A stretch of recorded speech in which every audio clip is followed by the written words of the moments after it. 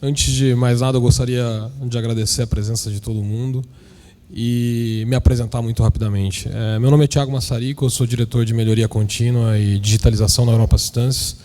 E o meu objetivo aqui hoje é compartilhar um pouquinho com vocês da nossa jornada de transformação de atendimento do cliente. Tá? Mas antes de entrar em conteúdo especificamente Europa Assistance, eu gostaria de dar um passo atrás e falar de um contexto um pouco mais amplo, tendências. Acho que boa parte delas a gente já acabou vendo na apresentação da Alice anteriormente, mas eu gostaria de reforçar alguns pontos importantes aqui. Tá? A gente vive num mundo hoje cheio de escolhas, né? E escolhas, muitas escolhas, na realidade, motiva ou fomenta no ser humano aquilo que ele sabe fazer de melhor, né? Que é evoluir. E o bicho é capaz de criar necessidades novas, o bicho é capaz de criar desejos novos, né? E isso acaba levando o mundo para uma tendência de rupturas ou rupturas, na realidade, bastante aceleradas, né? Tem, acho que, grandes tendências ou grandes forças globais, como a ascensão muito rápida de economias emergentes, como a China, como a Índia, e entre outros países emergentes, né? O crescimento do digital, a utilização de ferramentas digitais e acesso a informações, acesso a dados, o ritmo acelerado de Advanced Analytics, IoTs, todas essas forças que eu acho que globalmente estão espalhadas aí no mundo acabam criando um terreno fértil para a evolução, né? E para novas tendências, como busca por autonomia, a sustentabilidade. O ser humano cada vez mais quer consumir serviços ao invés de bens de consumo de fato. Ele prefere hoje não comprar um carro em muitos dos casos, mas sim alugar um carro ou usar o Uber como um bom exemplo. O ser humano busca hoje muito mais um senso de pertencimento do que um senso de dono, né? E tudo isso acaba levando a uma necessidade de evolução bastante rápida e acaba transformando não só a nossa maneira de viver, como também a nossa forma de trabalhar e também o nosso padrão de consumo, né? E entre todas essas tendências que eu citei aí, algumas delas, né, eu acho que tem uma central, se vocês me permitem, uma mais importante, que é intrínseca do ser humano, que é a inteligência, né? Eu acho que essa sim é a catalisadora das rupturas e cada vez mais vem se intensificando.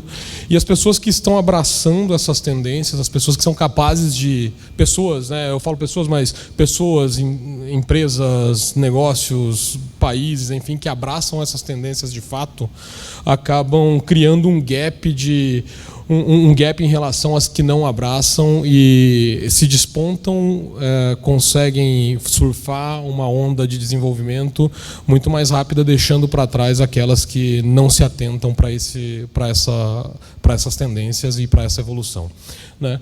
E tudo isso acho que leva a gente para uma sociedade cada vez mais inclusiva, o que é super positivo, bastante interessante para a dinâmica da sociedade.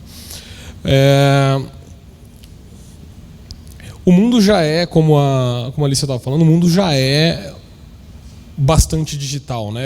Aqui eu trago algumas referências no padrão médio mundial para mostrar que mais ou menos 50%, a gente pode falar aqui que 50% do mundo já tem um certo padrão digital, né?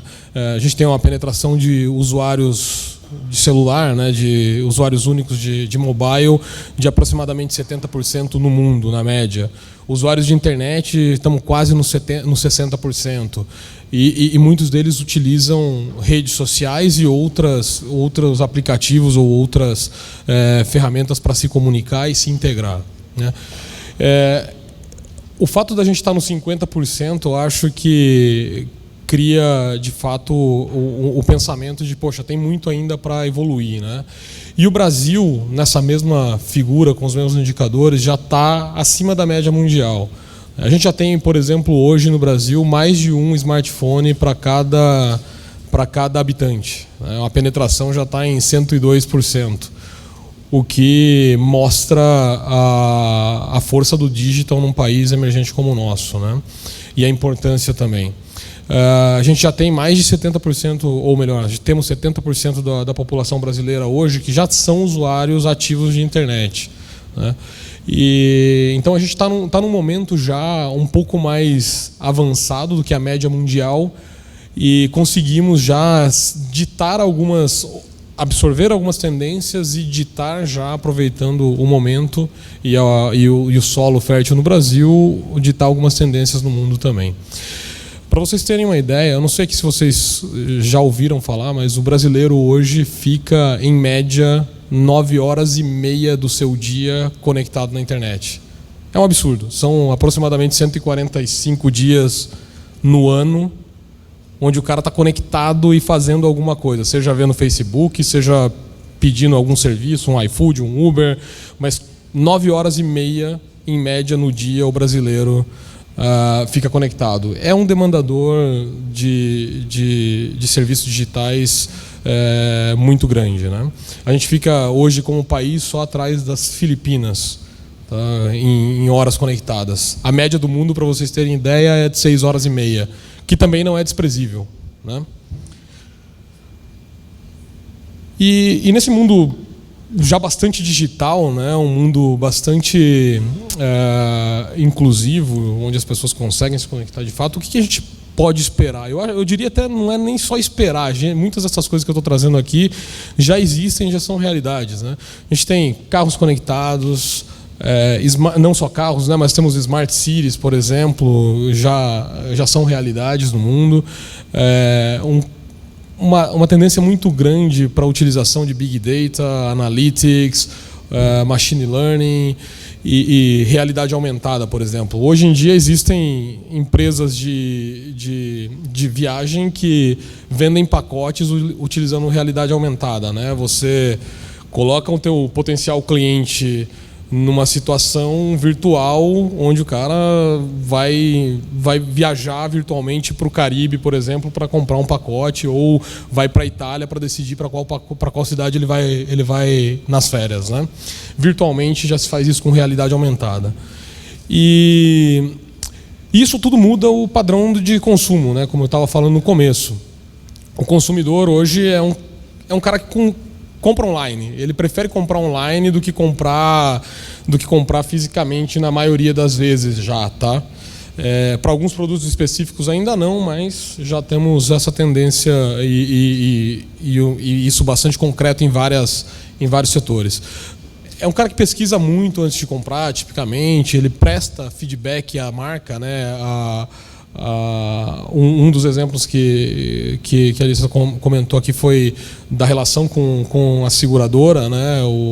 As seguradoras não estão tão bem classificadas no ranking de experiência do cliente.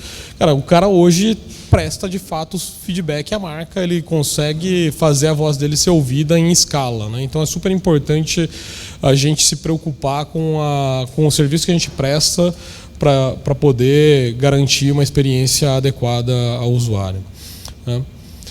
E como é que a Europastance está navegando esse mundo, tá? A gente tem essa preocupação, entende essa tendência e globalmente nós já começamos um projeto de automação, digitalização.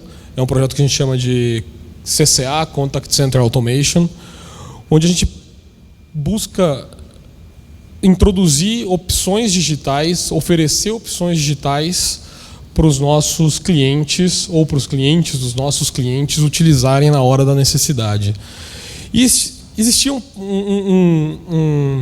uma incredulidade com relação a essas assistências digitais no início da nossa jornada, porque por natureza, os serviços que a gente presta tipicamente são serviços que o usuário final utiliza num momento de bastante estresse, né? Então, poxa, o carro quebrou, ou é um acidente, ou é um cano vazando na casa, ou eventualmente um funeral. São situações de estresse de fato. E aí a incredulidade era exatamente com relação a, poxa, o cara vai querer fazer toda essa jornada de maneira digital ou ele vai querer ter um apoio humano, alguma coisa mais empática e tudo mais. E eu acho que essa barreira foi quebrada. A gente tem hoje no mundo todo 35 mil atendimentos digitalizados por mês. Tá? Isso com foco bastante em alto aqui ainda, a gente está evoluindo para outras business lines, mas 35 mil atendimentos totalmente digitalizados, desde o pedido até o acionamento do prestador, de fato, completamente digitalizado, sem interação humana. Isso representa 17% desses países todos que estão aí no mapa, né? Já tem países mais avançados, como Espanha, como Itália. O Brasil hoje está num nível de 10% mais ou menos em alto, completamente digital. Tá? E temos um roadmap aqui, falando de Brasil especificamente, bastante agressivo. A gente está em 10% hoje, o nosso objetivo é alcançar os 20% até o final do ano. E no final do ano, para 2020 também, a gente pretende expandir para outras business lines, como residencial, como viagem, que a gente começa a pensar agora.